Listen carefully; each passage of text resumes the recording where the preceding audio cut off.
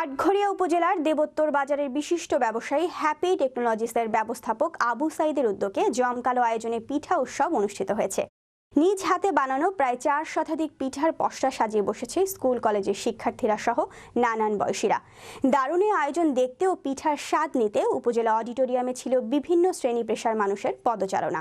সোমবার উপজেলা অডিটোরিয়ামে উৎসবের আয়োজন করা হয়। প্রায় 1 যুগ ধরে ঐতিহ্যবাহী গ্রামীণ পিঠার সঙ্গে নানান শ্রেণী পেশার মানুষের সাথে পরিচয় করিয়ে দিতে শীতের মৌসুমে আয়োজন করে প্রতিষ্ঠানটি।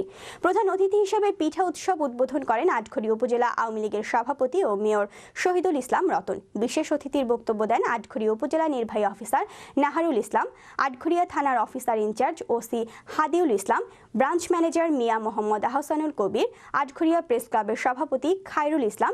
এ সময় উপস্থিত ছিলেন সাবেক মুক্তিযোদ্ধা কমান্ডার জহিরুল হক, মৎস্য কর্মকর্তা শরীফুল ইসলাম, যুব উন্নয়ন কর্মকর্তা রাজু আহমেদ, প্রাণী সম্পদ কর্মকর্তা আকলিমা খাতুন সহ আরও অনেকেই।